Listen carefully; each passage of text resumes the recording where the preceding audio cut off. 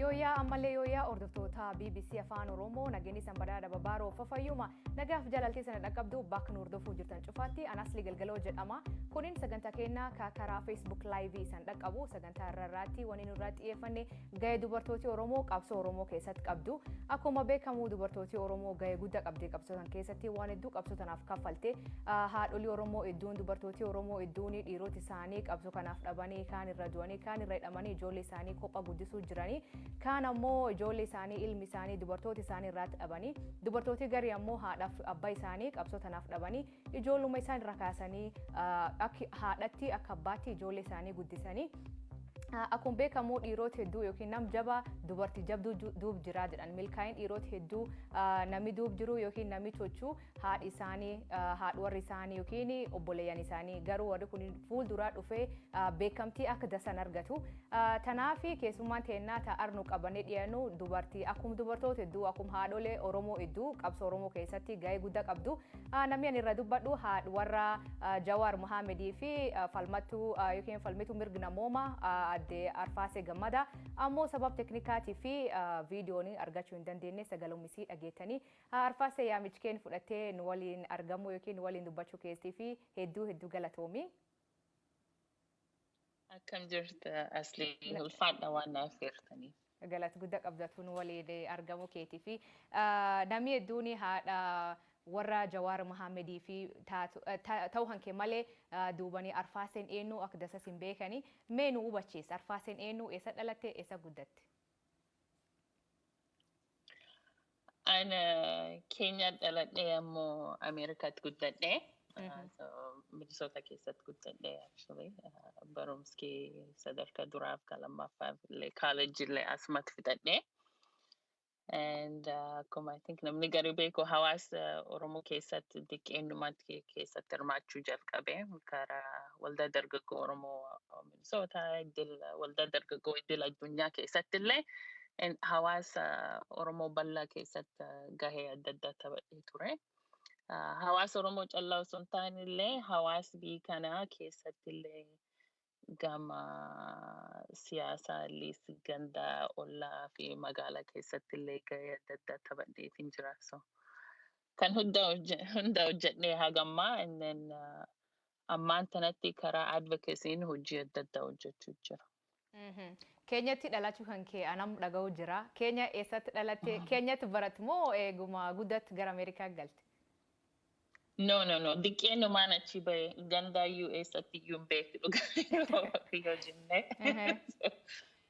Diqqeenyaan achi bahe. Waggaa tokko eegii Jawaar hidhame akkamiin dabarsite mucaa kophaa guddisuun ammoo dubbii yookiin adeemsa murtii ka Jawaar kan fageenyaan hordofuun akkam sitti taate? Waggaan darbe kun hedduu ulfaataa ture. Karaa adda addaan I think warri hidhamuun irraa fagoo jiraachuun illee rakkoo guddaadha. Maal jennaan because waan hundaa kaachii dhageet namirra dhageettaa. So haalli isaa hedduu karaa yaaddoo hedduu natti fide tokko maaltu ta'u jira akkamiin ta'a warri maal keessa jiranii gaafii kan hundaaf gaafatta halkanii guyyaa waanum kan yaadda. Kaatiyaa callaa osoo hin taane ka Oromoo mucaa kennallee yaadni isaa gaafiin isaa abboo yoom arguu danda'a yoom Oromiyaa deemuu dandeenya abboo maaf as hin jirre ijoolleen inni amma waggaa 5 guutuu fi waggaa sunitti ijoolleen gaafii hedduu si gaafatti akkasumatti iyyuu so gaafii kan itti ida'ame waa'ee abbaa waa'ee hedduu gaafii jajjabduudha. So gamsuniin hedduu ulfaataa ture ammoo sunuma osoo jiru karaa advocacy'n karaa hawaasa waliin hojjechuu akkamiin warbii jiran akkamiin falminee fi sagalee warra addunyaa beeksisuuni sun hedduu irratti hojjechaa turre. Akkuma tammaan tan jette ilmi keessanii kan maqaan Oromoo baay'ee gaarii hojii Oromoo jedhan Oromoo bal'oo sanii Oromoon ilmi isaaniiti. Oromoon waan hedduu na gaafachaa ture jette. Amma miirri kee jiru maal fakkaata?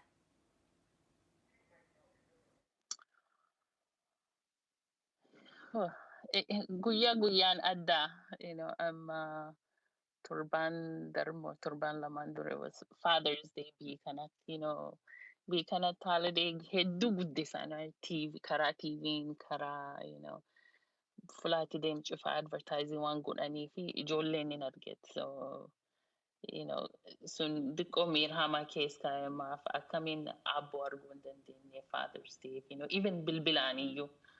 Akkuma beektan darbee bilbilaan wal argina ammoo sun guyyaa murtaa'e argina. So guyyaa kaanii waan tokko ka'e abboo bilbiluu fedhaa jedheen bilbiluuf hin dandeenyu sababuma adda addaa kenneefi gaafi sun ofirraa dabarsa. So it's just it's an ongoing, dhufee gaafiin inum ka'a hagum danda'een deebisuuf yaala. Waggaa tokkoon keessatti carraa waliin dubbachuuf carraa gamgaa argatan waliin jawarfaa waliin dubbachuuf sii fi Oromoon. Darbeen haasofnaa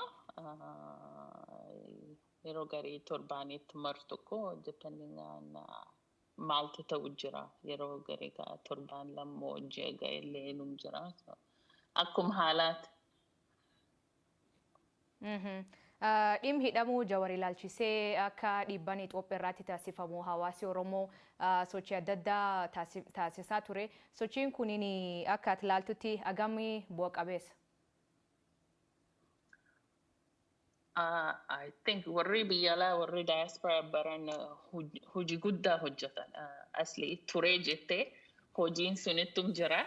Hin dhumne haga warri Oromoon hundinuu waa'ee kanaaf aga warri hidhamanitti ittiin fufti.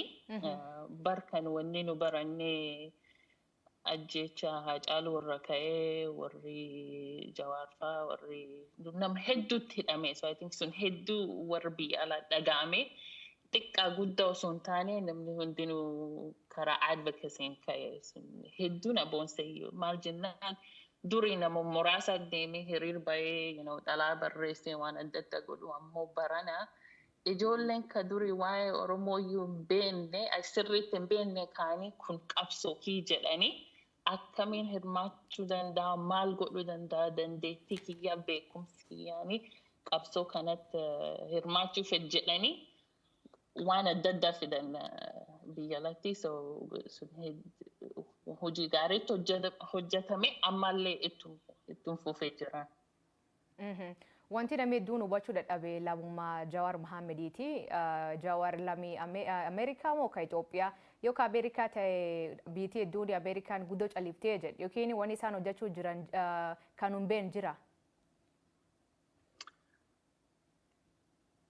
Amma kanatti inni lammummaa hin qabu. Ka Ameerikaas gadhiisee warri mootummaan Itoophiyaa illee lammummaa biisuuniitti kennuu didan.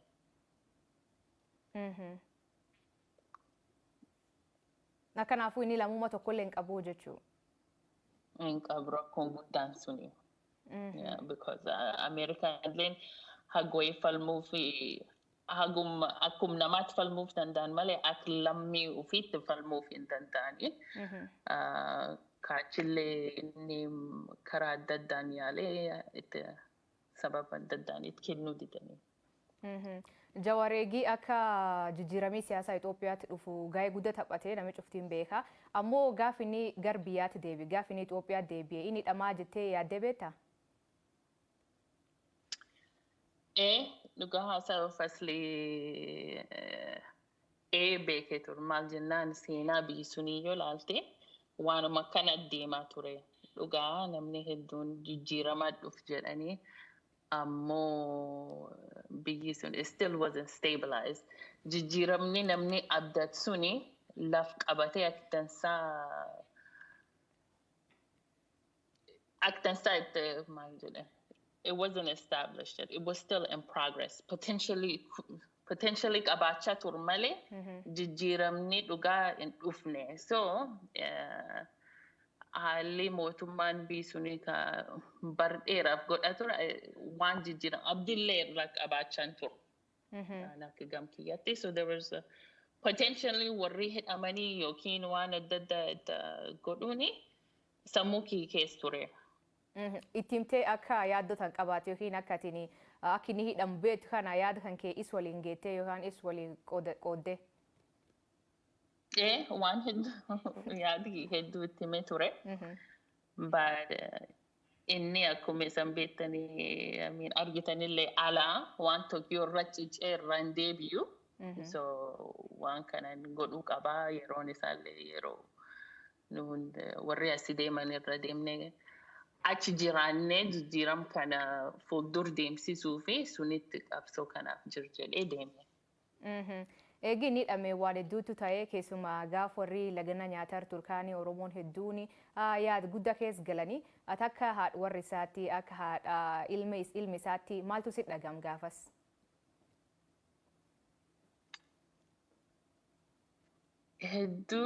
Hedduu stressii na godhe.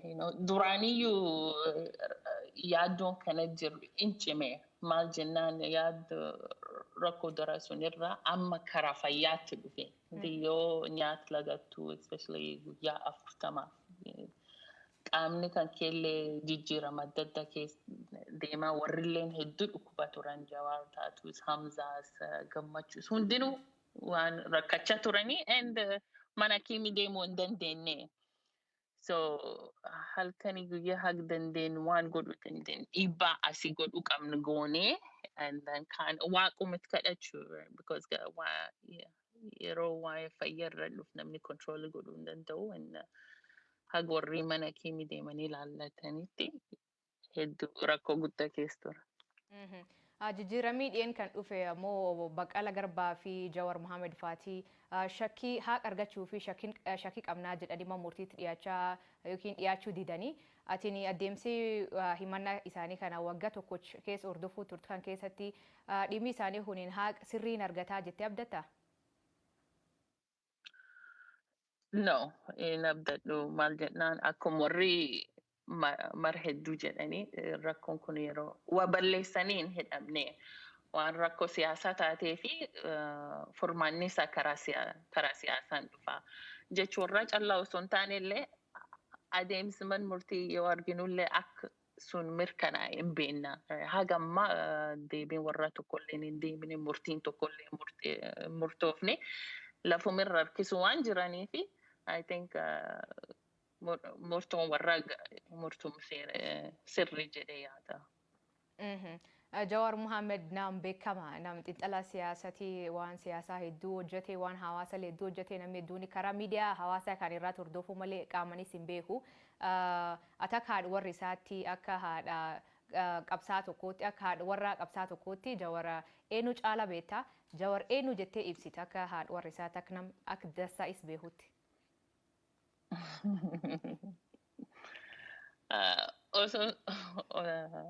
Also sun jirutti I think Jawar nama kutataadha. Yoo waan tokko murteeffatee hin godhaa karaa kana yaaluu qaba yoo jedhe nama irra hin deebine.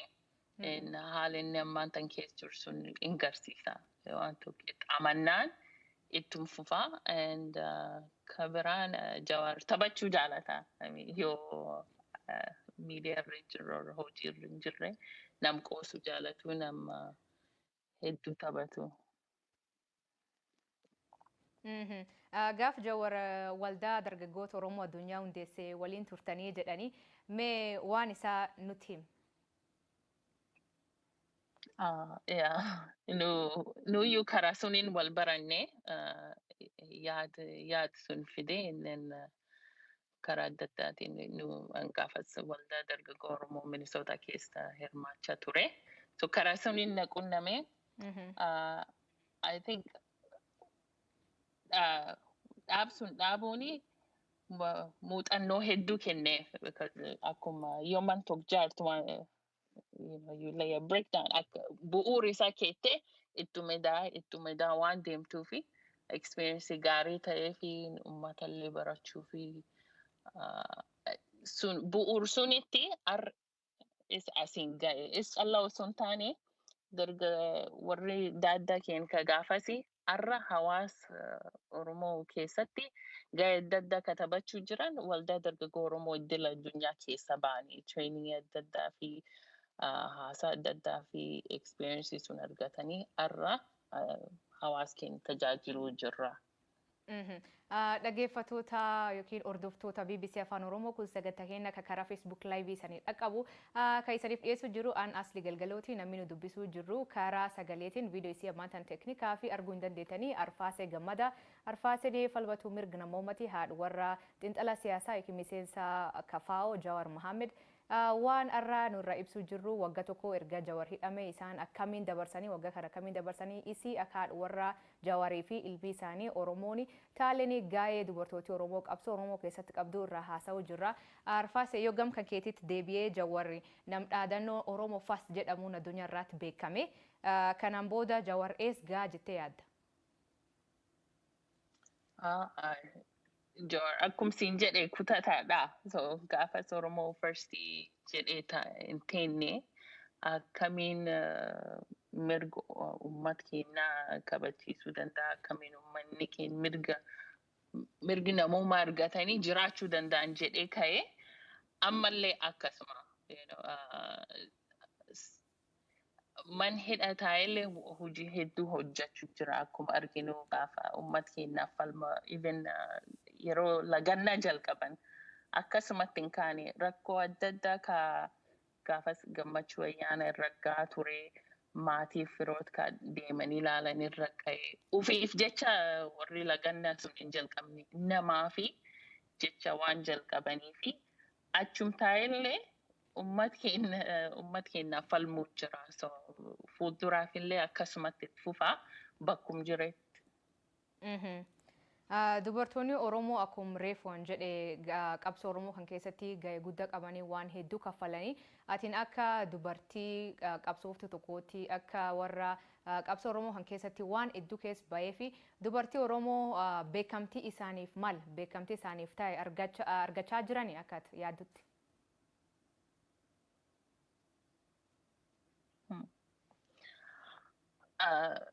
Asli sun gaafii hedduu gaariidha. Kaaktivisaa ture. I think beekamtii barbaachisa argachuutu hin jiran.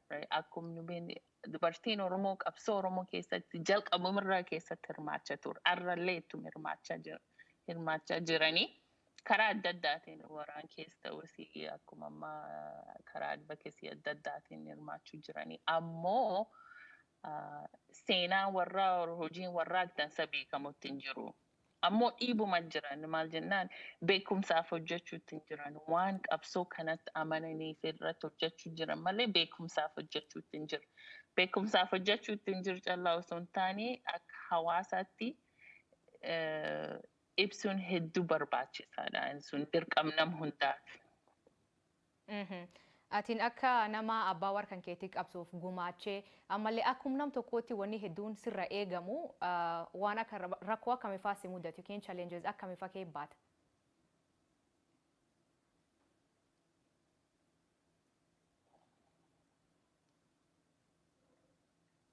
Arfaasee? Dhaga'u jira.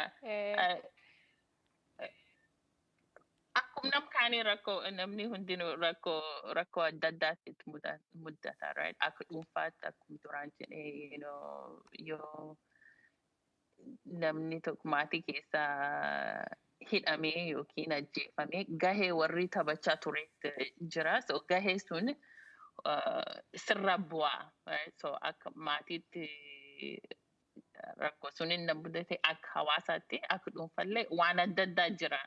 Ammoo rakkoon kun nam hunda ka maatiin irraa hidhametti irra ga'u jiru dhugaan biyya alaa jira. So xiqqoo salphaadha. Ammoo warri biyya keessa jiranii ka guyyaa guyyaan waan kan argaa jirutti fufaa jirutti skeeliin isaa adda.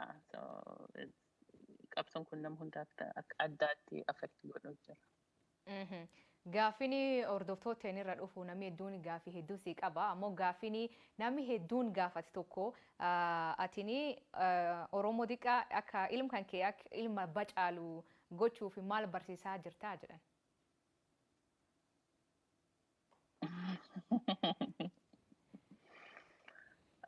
I think inni duraanii sammuu isaa akkasuma I think karaa barumsaanii karaa seenaa waan ani ofii baradhellee itti himuu and so hagum danda'e waan hundaanii akka inni abbaa isaa caalsa namuu fedhe iyyuu akka caalu guddisuun yaad kiyya so hanga danda'een irratti hojjechuu jiru. Qabsoon Oromoo gar fuulduraatti maal ta'uu qabaa eenyufaa irraa maal eegamaa jedhan namni tokko karaa feesbuukiitti gaafisii dhiyeesse kan Arfaasee naa gaafadhaa jedhamee atiin qabsoon Oromoo gar fuulduraatti maal ta'uu qabaa eenyirraa maal eegamaa jettee yaadda? Qabsoon Oromoo akkuma jiru dhiibamaa nam tokko callaa irraa bu'aa hin eegannu akkuma argine qabsoon kun waan hedduu of keessa qaba. Waan hedduu akkuma of keessa qabutti namni hundinuu gahee taphachuu danda'a. Dhugaa namni hundinuu hiriir ba'uu hin danda'u, namni hundinuu hin hidhamu, namni hundinuu bosona hin seenu. Ammoo hundinuu qabsoo kan keessatti gahee fi an maal kennuu danda'a, beekumsa akkamii qabaa, dandeettii akkamii qabaa jedhanii of gaafatanii qabsoo kan irratti hirmaachuun I think akka hiyyaatti dirqama. Waan guddaa ta'uu hin qabu. It doesn't have to be namni hundinuu gahee guddaa taphachuu hin qabu. Akka salphaatti for example yoo Twitter campaign jiraattee mi tweetii xalaa barreessi hiriir baay'ee waan feetaatillee gahee kan kee barbaadda dhiibseeni yoo namni hundinuu hirmaatee dhiibee qabsoon keen bakka nu barbaanna gahaa. Namni qabsaanii jihan keessa yookiin guyyaa lama akka dabre waggaa dabre jeefamee Hacaaluu Hundeessaati. Hacaaluun du'i isaa Oromoo hedduu gaddisiisee nama aartii yookiin karaa aartiitiin karaa aktivistiizim qabsoo Oromoo kanaatti waan guddaa yookiin gahee guddaa qabu. Atiin akka nam tokkootti Hacaaluu duraan beektaa wal argitanii beektu walitti dhiyaattu muddannoo yookiin meemoriiz isaan waliin qabdu jira. I think Hacaaluun ajjeefamu waan hundatti akka uummata Oromootti hedduu nu dhagaame hedduu nu rifachiise.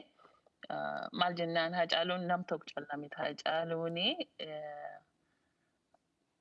Hacaaluun goota. Hacaaluun hawaasa keenya kakaasee karaa sirbisaatiin karaa adda addaan qabsaa'ee waan ta'eef Hacaaluun gahee guddaa taphatee qabsoo keenya keessatti.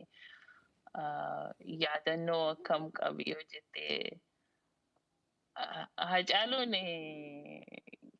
yeroo waa'ee Oromummaa haasa'u is very serious, serious ta'ee sitti haasa'a yeroo garii jira ka halkan guutuu teennee waa'ee Oromoo haasofnu. Akkasumas osoo jiru Hacaaluun akkuma hedduu si kofalchiise hedduu jookii godhaa. So akkasi qabadha nam taphatee nam si kofalchiise nam gammachuun isaa sirra darbeellee si gammachiisudha.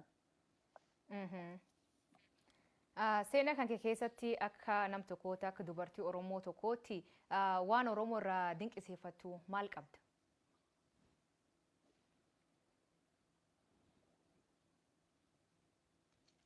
Jabin Oromoodha. Dhugaa yeroo waa'ee Oromoo haasofnu waa'ee rakkoo haasofna haaluma yeroo nu keessa jiru malee uummanni keenya warra jabaadha. Maal jennaan waggaa 100 ol adum akkan mirgi warraa dhiibamaa irraa fudhatamaa hidhamaa ajjeefamaa dararamaa hagammaa dhaabbatee mataa ol qabata. So hedduu Oromummaa kiyyaan boona. Rakkoon keenya gad nu qabee nu hin diqqeessine. Rakkoon sun daranuu nu dhiibe haga bilisummaan nu dhiibu jira. Akka dubartii qabsooftuu Oromoo tokkootti namoota qabsoo jiranii dhaamsa akkamii qabdaaf? Dhaamsi kiyyaa jabaadha. Maal jennaan yeroo garii yoo qabsoo kan keessa jiraattu abdii kutachuun yaadni abdii kutachuun namatti hin dhufa. Ammoo akkuma nu hundinuu beeknu abdii kutachuun filannoo miti hin dandeenyullee. So ittuma fufaa hojiin keessan bu'aa buusuu jira. Yoo hin arginellee bu'aa buusuu jira. Xiqqoo nutti fakkaata malee rizooltii guddaa qaba. Dhiibbaan hagamma gootan jijjiirama hedduu fide hagammaayyuu waan nu barbaanne hin geenye malee karaa sunirra jirraa akkuma jirrutti itti fufaa dhiibaa qabsoo kana daranuu finiinsuu qabnaa yageenne qareera jirraa akkasuma dhiibaa jabaadhaa walumaan jabaannaa. Galatoom Arfaaseetiin irraa waqtii tante fudhatteen waliin haasa'uu keetii fi hedduu si galatoomfannaa. Jawaariiniti Oromoolee dhaga'itti nuu himi hedduu galatoom. Dhaggeeffattoonni sagantaan irraa aganumaa kan waliin turte falbittuu mirga namoomaa Arfaasee Gammada haadha warra Jawaar Muhammediitii fi haadha Oromooti. Dubartoota Oromoo kan qabsoo Oromoo keessatti gahee qabdan kan guyyaa cufaayyuu waan hedduu qabsoo tanaa fi kafalaa jirtan kabaju guddaa isaniif qabna. Filaa BBC Afaan Oromoo deskirraa an asli galgalootii ag torbaan dhufuu keessumaa biraa qabannee isaniif dhiyaanna nagaa waaqa keessuuf oola.